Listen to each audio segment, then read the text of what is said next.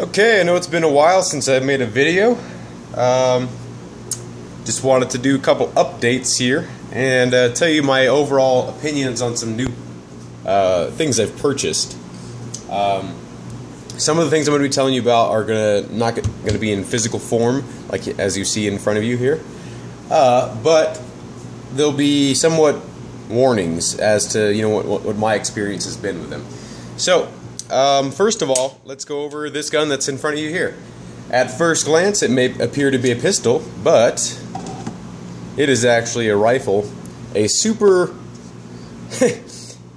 weird-looking rifle, and I got this for $20, and I bought it broken off of eBay, as I usually do. And I tinkered with it, and I took it apart and rebuilt it fully and cleaned everything, and now it works. So let's go over some of the basic features of this gun. It's very lightweight. First of all, it's about as light as a heavy pistol. The stock is plastic, which is no big deal. And I was kind of thinking about making it a super dorky pistol by just removing this little portion here. I apologize for the heater being on the background. But it's very cold in here, so just gonna have to deal with it. So first of all, the magazines, there's a little latch right here, and you have to pull it out. And as you can see from the magazine itself, which is metal, it's not a bad quality magazine. It's just it's kind of clunky to load. I'll show you how it loads in a second here. I haven't had any problems with it. Again, I got this used, so I'm not sure if there are problems with this model. I think this is called the KJW Mark 1 Carbine or something like that. This thing shoots well over 500 feet per second in 70-degree weather, so I can imagine it shooting around 600 on a warm day. On a super hot day, I can imagine it seeing over 600. This is the safety right here, and it is only single action, so it's like a revolver in terms of the trigger pull. There's no charging mechanism. This is non-blowback, which I was pretty disappointed to find out after I purchased it. I thought it was at least had a little bit of a kick, but I got this. I was gonna do just a project rifle, and just I wanted like a dorky kind of gun, an awkward, quirky gun that no one sees in the field, and I wanted to just kind of do well with it. It does have built-in iron sights. They're not very good. It does have a top rail, so you can attach an optic. The rail is made of, it's like a molded metal piece or whatever. Nothing on this gun is what I would consider quality. This gun brand new goes for like $90. It's kind of considered a sort of bottom of the barrel, dirt cheap sniper rifle. The magazine holds, I think, like 17 BBs, I think so, 15 maybe. It's single stack, there's no double stack feature. This little thing right here is actually where, that's like the valve, and the hammer hits against that, obviously, and then this is where the gas comes from. And since it's non-blowback, there's a really odd mechanism inside, and it's not very difficult to work on for if you need to take it apart, but I wouldn't say it's anywhere near as easy as like a pistol, like a standard blowback pistol or anything like that. It is fairly tedious to work on. I wouldn't want to open it up all the time. Anyway, I don't really need to chrono it because I just pretty much told you what it's shooting at, but I will show you how it loads. We'll be using these Devil .43 BBs. If you get a hold of these, I don't recommend them. Here's a simple fact, or simple reason here. For one, when you load them, I mean, I could probably cut this BB in half. Let me see if I can cut it in half with this blade here. Do it right here. Yeah, I mean, I don't think you should be able to do that. I can. It's like Nerds. like if you know what nerds feel like when you chew on them, I'm gonna put this in my mouth. Like really tough nerds, but you can smush it with your teeth.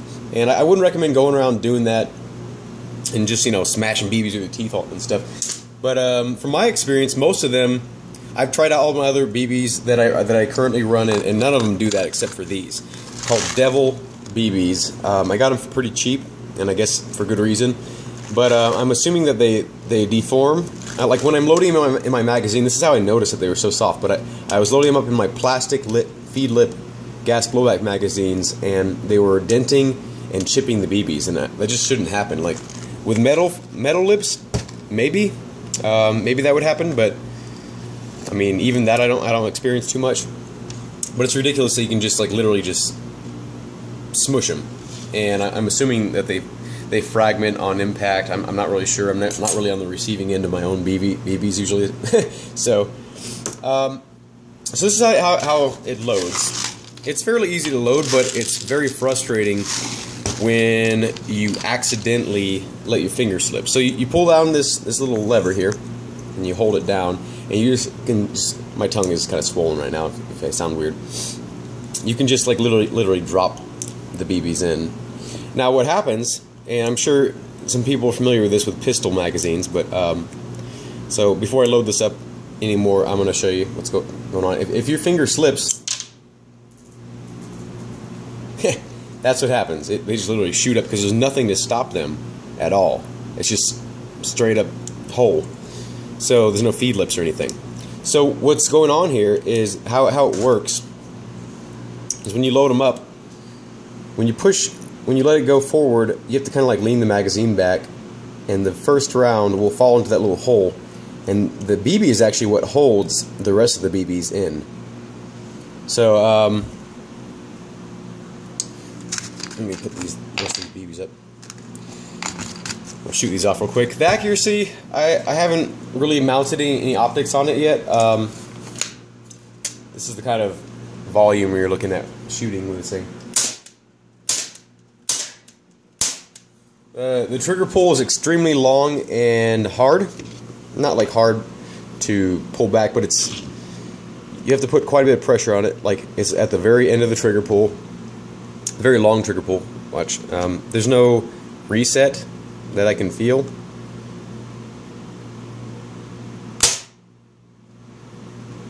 It just, I guess there's a small one, but I guess when you're shooting it, you don't really feel the reset. It feels very sloppy, and this is the quickest I can shoot it. Let's see.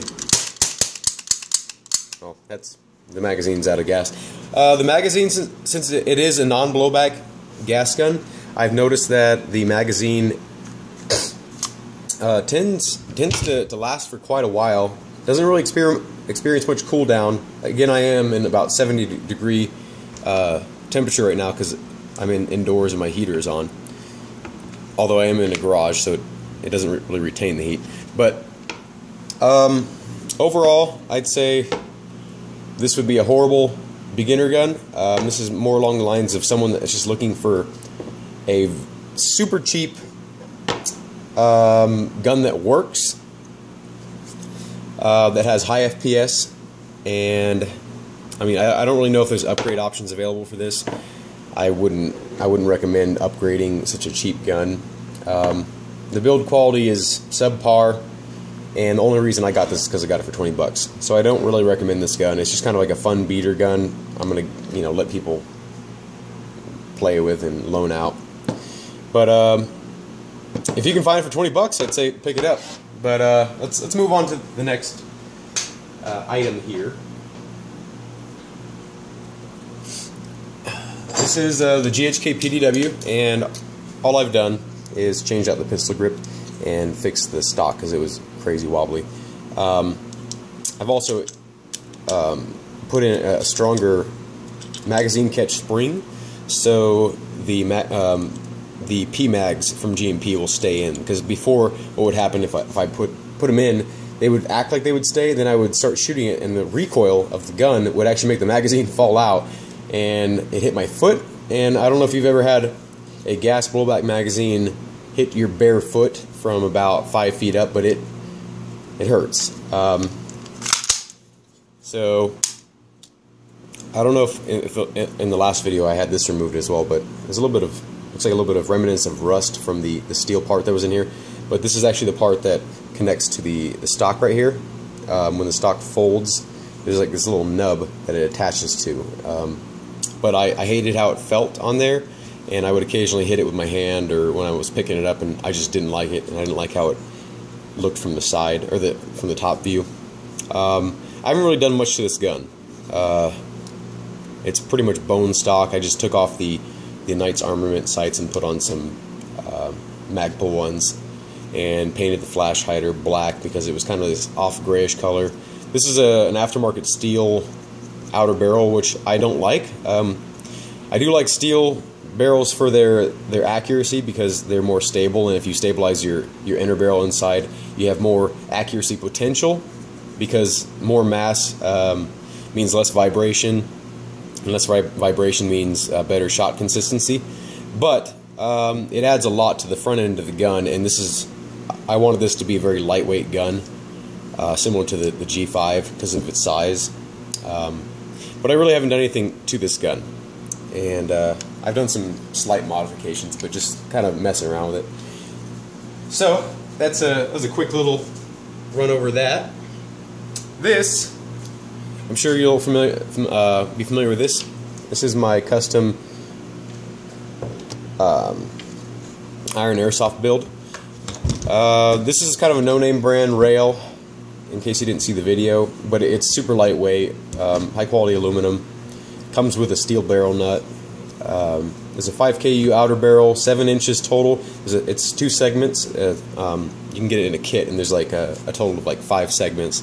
The barrel, the original portion of the barrel itself is 3 inches, and then you can add however many extensions. But I have the 4-inch extension on plus a 3-inch barrel, so it's a total of 7 inches. And then I custom cut a 6.01 Aritech inner barrel. There's not really any point in showing you down the barrel, but right to the edge of the barrel. I just got a hold of an iron airsoft steel bolt carrier. It's awesome. Adds a considerable amount of recoil. I'm running AccuEdges in them, which are pretty cheap little things, and you could actually, with that same razor blade, you could actually cut it to fit. Like I could just like literally just go, and it would go into the material. But I'm saving these for other builds. And you can cut it to fit to where like there's absolutely no receiver wobble right now. I've also have a little bit of a spacer right here. I also got a hold of a real steel selector for an AR-15. It's not an M4 selector, so it does not have the full auto function, but it's very, very stiff and feels great. And the detent is pointed. It's a real steel one, so like if you're familiar with the real steel ones, like you know what they look like. Running a QD mount on the bottom here for my sling. I am running a sling now. I got a hold of a flashlight here, and it's only 90 lumens, but I got this flashlight with a battery, with the mount, with the pressure sensitive thing, and then also the regular back cap with just like the clicky button thing, all for $15, and that's shipped. So 90 lumens is plenty for a CQB. It's enough to disorient people, but not blind them. I don't want to hurt people's eyes, and I think it's kind of a dick move if you're running some super crazy bright flashlight, and you know, because it can actually damage people's eyes. So, because that's what they're built for. Same thing with high power lasers. I think that's kind of a dick move if you point at someone's face intentionally. It's like high school shit. In terms of this gun, that's really all my updates to it. I just wanted to kind of show you that it's complete now, and it runs great, very reliable. I got a steel star chamber in there, or barrel extension you might want to call it. I'm running a GMP nozzle. If you have any questions about this, go ahead and ask. I can answer. I know all about this gun because I built it piece by piece. I got a hold of. This is just the shell. I have the internals packed up because I'm selling them, But this was the worst magazine I've ever purchased for multiple reasons. One, the feed lips, which are not present, are made of metal, which is good in my opinion. I like those because they just feel more durable. They do chip BBs, but you couldn't load BBs into them because it was so tight. Not only that, but the spring, this is the spring that came with it, is so high quality. I guess it's so stiff. Look, I mean, look, it does barely bends when I'm holding it at the very end. Very, very stiff spring. You couldn't get the BBs in, regardless of what method you used. To top it off, the fill valve, which I like it on the side here because then you can put the bottom in the dirt, it doesn't matter or whatever. But the fill valve featured a valve stem that did not have the cutaway to accept an O-ring. So I kept on trying to push an O-ring in there, it kept on just popping it back out. And I finally took it apart completely and realized you can't put an O-ring on it. So when you'd fill up the gas with the propane adapter or whatever you choose, there'd be gas flying everywhere, and it would be cooling down your magazine, and then also you'd be wasting tons of your gas. And so I didn't like that, so I tried to put another fill valve in from a different magazine of mine, and it doesn't accept anything but its own, from what I can gather, because I tried a few different companies, GMP, GHK, whatever, WeTech, and then I had another fill valve laying around that I tried in as well, and it didn't work. The striker valve is also proprietary. I had some problems with it leaking, and this is a brand new magazine. It was cheap. It was like $45, I think, including shipping. The striker valve was proprietary, and I couldn't fix it and I couldn't replace it because it wouldn't accept anything else, because the threads were actually in a completely different area on the valve itself. The gas port, just everything on it was proprietary. There wasn't a single part that was compatible with any of my other magazines, which I don't like at all. The only thing I did like was how tight. Like barely any mag wobble. And I did like that. So right now what I'm doing, since I can't sell it because also the tube that the BBs are in was plastic, and when I tried to disassemble the magazine, there were these things, these two rails on the sides of the magazine to hold the internals in place really tight. While they did do their job, made it to where I couldn't get the internals out without using a hammer, and I had to hammer the internals out. And when I did that, the plastic tube that the BBs were housed in, that the follower and everything was located, completely crushed. So it was a completely unusable magazine. I couldn't send it back because it was damaged. It was tampered with. So I just literally have right now a shell of a magazine that I can use for practicing reloads and not worrying about dropping it, because it's just a shell. So I bought a $45 magazine shell. Whoopee. Let's see, anything else I can go over with this? Now the parts were high quality. They were all very high quality, as it usually is with Iron Airsoft. But I strongly do not recommend Iron Airsoft magazines, especially because they are oversized, and you'd have to modify most receivers to be able to accept them, because most receivers are smaller spec than real steel spec. But if you have like a GMP or whatever, not a GMP, Iron Airsoft or Inukatsu or like Vipertech, I think you can run these fine with no modification. I did like the valve lock assembly. It was really nice. There was no bearing. It was just like a piece of metal, spring-loaded piece of metal. It was great. I liked that. But anyway, strongly do not recommend that.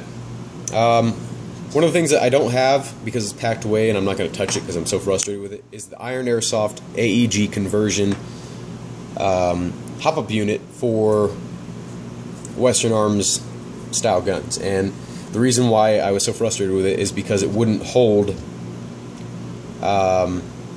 It wouldn't hold the bucking nub.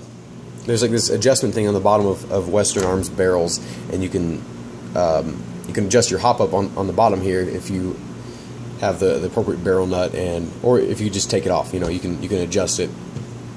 But with this one, after I would adjust it, the only thing holding it in place was like a spring similar to,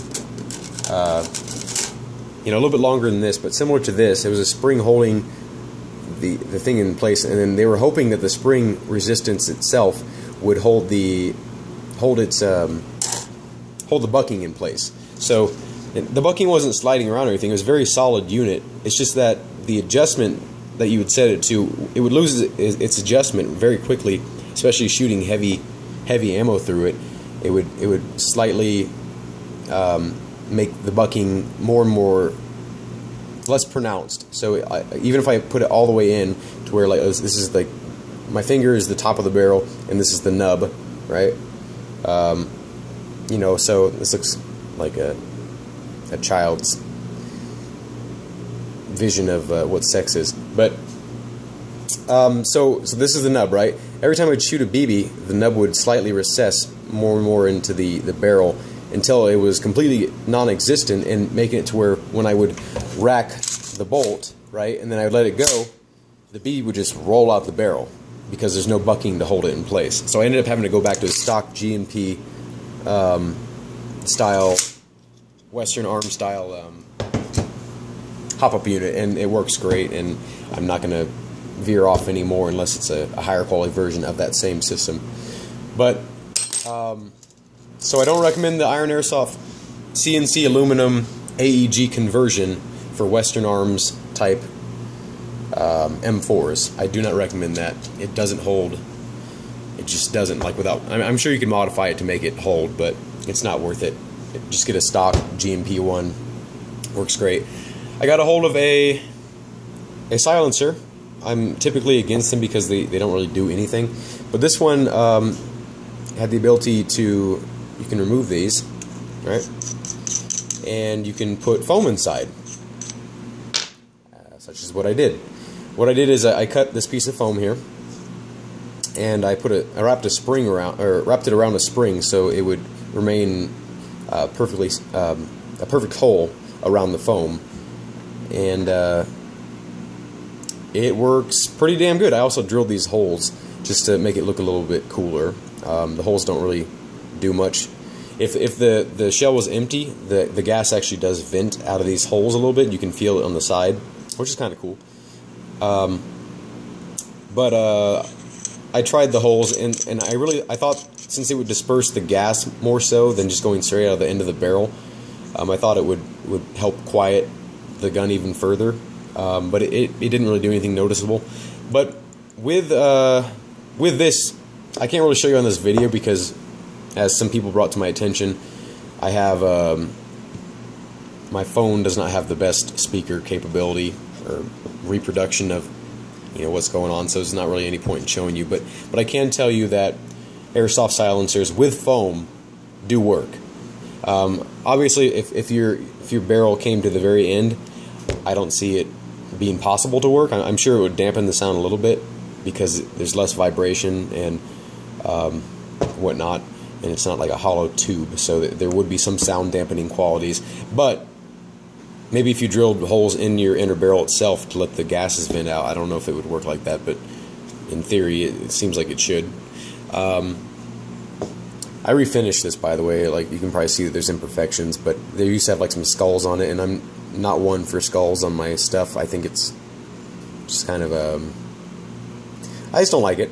So I ended up sanding it down and repaint it. You can actually still see some of the well, you can't on the camera, but this is actually, I got this on eBay for, I think like $13, maybe, what was it, $10 to $13 with shipping included. And the reason I liked it is because it was you can go clockwise or counterclockwise, threadwise, and it had the foam capabilities or whatever, because I'm not sure you can unscrew every silencer, but I've owned some silencers in the past that you couldn't open up. They were kind of like welded or glued shut, and I didn't feel like dicking with them. But this one is threaded, you know, so you can remove both sides and put whatever you want in there. You can make it hollowed out too, or you can take this one of the caps off and just make it a Loudener, pretty cool looking Loudener, and you know, fill it with whatever you want, whatever grade foam. I have pretty dense foam in there, and it looks pretty badass. You know, like if you can imagine that being inside, it doesn't look half bad. You know. So I did want to talk to you about my new system. I kind of not created or anything, but my new system I've been kind of working with. I got a hold of these Ajax custom 0.43 gram BBs. They're, you know, good quality. I haven't had any issues with these. There's some slight imperfections on them, but nothing that seems to affect the accuracy, or at least a lot.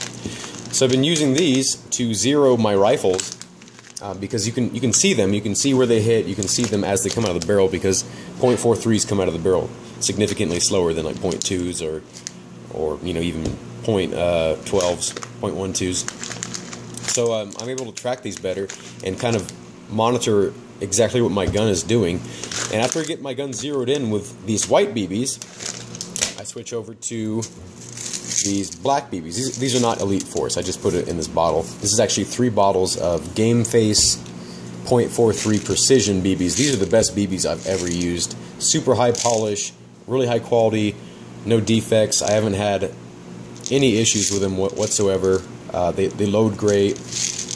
They're super slick, and very hard, very dense. Like this bottle weighs a lot. This is over 5,000, I think, because maybe not. It's not even to the top actually. But I love them. They're called Game Face 0.43. They're intended for use for, I think, sniper rifles. But since I play mainly CQB right now, I've been really going towards the .43s. People do call their hits. I'm not doing it to make them feel extra pain or whatnot. I'm not doing it to be a dick. Mainly, I'm doing it because I want my gun to be as accurate as possible.